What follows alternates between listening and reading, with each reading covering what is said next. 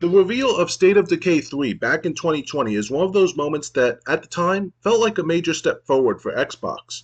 The trailer had a darker tone, a snowy setting, and a level of cinematic ambition that made it seem like the franchise was evolving into something much bigger. And of course, the moment everyone remembers most was that final shot. A zombie deer, suggesting that the infection had spread beyond humans and into the animal world. It was creepy, it was fresh, and immediately got people talking about how much deeper the survival systems could go. But fast forward to now, and we've learned something that completely changes how that trailer should be viewed. It wasn't just early, it was essentially fake. According to studio head Philip Holt, when the trailer was being made, there wasn't even a real game behind it yet. Not in the way most people would assume, at least. There was no full production team, no finalized systems, and no actual gameplay to pull from. The project itself was still in its earliest conceptual phase, with ideas being worked out in something as simple as a document. That means what players saw in 2020 wasn't a slice of the game, or even a rough version of it. It was more like a visual pitch, a representation of what the developers thought might be interesting to explore if and when the project fully came together. The trailer was created by Blur Studio, a team known for high-quality pre-rendered cinematics, which explains why it looks so polished despite the game itself barely existing at the time. And this is where the biggest disappointment for a lot of fans comes in, because Holt also confirmed that one of the most talked about features from that trailer, the zombie animals, is not happening.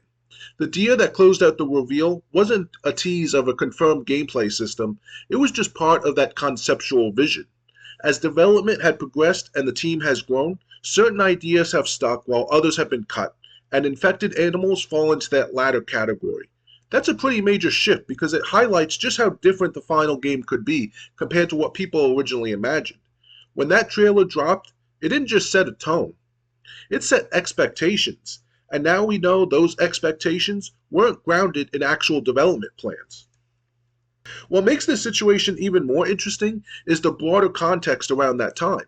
In 2020, Microsoft was gearing up to launch the Xbox Series X and Xbox Series S, and there was a big push to generate excitement for the next generation. That meant showcases needed big moments, even if the games themselves weren't fully ready to be shown. State of Decay 3 wasn't alone in this. The same era gave us reveals like Everwild, which was later cancelled, and Fable, which took years before getting anywhere close to release. Developers from State of Decay 3 even admitted at the time that they were surprised by what was shown publicly and that they didn't feel ready to announce the game at all because they were still figuring out what it actually was. That tells you everything you need to know about how early that trailer really was. If you've been following the industry for a while, this probably doesn't shock you. We've seen this kind of thing happen before, where a cinematic trailer is used to build hype long before a game is ready to be properly shown. A perfect example is Phantom Dust, which had a flashy pre-rendered reveal but ultimately never made it to release in that form. Situations like that are exactly why modern trailers often include disclaimers about whether footage is in-engine or representative of actual gameplay. It's also why a lot of players have adopted a much more cautious mindset, sticking to the idea of no gameplay, no hype. Because at the end of the day, a cinematic trailer can sell a vision, but it doesn't guarantee that vision will ever become reality. Now, to be clear, none of this automatically means that State of Decay 3 is in trouble or that it won't be a good game. In fact, the fact that it's reached an alpha playtest stage in 2026 suggests that development has made real progress and that there's finally something tangible there. What this does mean, though, is that we need to reset expectations.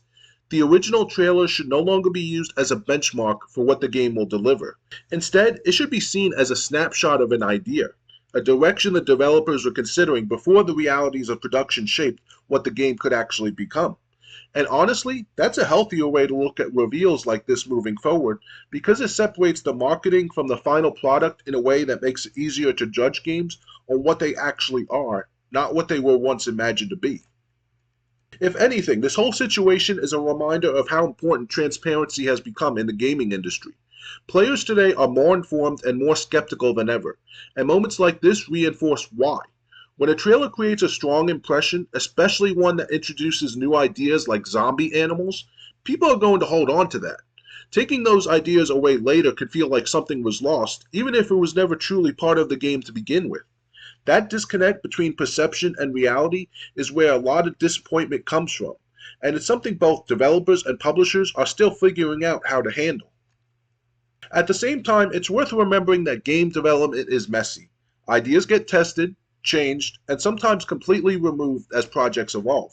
What seems exciting in a concept phase doesn't always translate well into gameplay, and sometimes cutting features is what ultimately leads to a better, more focused experience. So while the loss of zombie animals might sting a bit, it could also mean the team is prioritizing systems that actually work and enhance the core survival gameplay that the series is known for. If you enjoyed this video, make sure to give it a thumbs up, subscribe to the channel, and ring the notification bell so you don't miss any future uploads. And if you want even more content, check out my Patreon. The link is in the description, where my latest exclusive takes a deep dive into whether or not Xbox exclusives are actually dead and what that could mean for the future of the platform. Until next time, game on.